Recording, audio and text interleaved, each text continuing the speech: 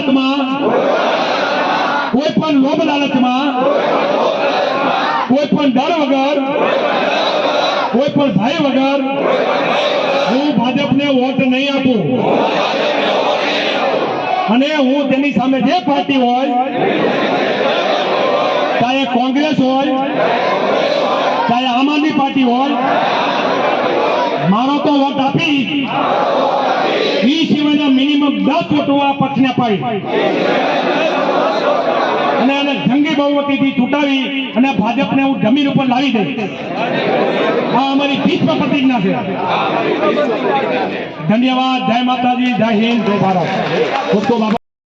મહાદેવની જય ભવાની। ભાજપના નેતા પુરુષોત્તમ રૂપાલા દ્વારા જે નિવેદન અપાયેલું છે, બહેનો દીકરીઓ માટે જે નિમ્ન કક્ષાનું, જે હલકી છેલ્લી કક્ષાનું જે કૃત્ય કરેલું છે, એના વિરોધની અંદર અમે 18 આલમ, આમાં બહેન દીકરીઓનો સવાલ છે, ફક્ત ક્ષત્રિયો માટેનું નથી। કાલ સવારે અન્ય જ્ઞાતિનું પણ આ નિવેદન દેશે, ત્યારે બધા સમાજના લોકો આવીને શું કરશે?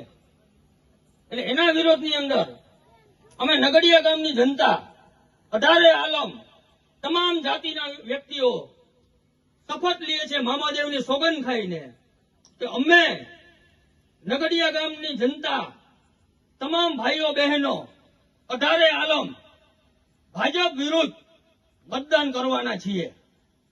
બધાએ હાથ આગળ રાખી અને મામાદેવની સોગંદે સાક્ષી લ્યો। મામાદેવની સાક્ષીએ હું સોગંદ ખાઉં છું, હું ભાજપ વિરુદ્ધ મતદાન કરીશ અને મારા સગા સંબંધી હેતુ મિત્રો, લાગતા વળગતા પરિચિતો તમામને ભાજપ વિરુદ્ધ મતદાન કરવા આહવાન કરીશ। બોલો મામાદેવની જય ભવાની।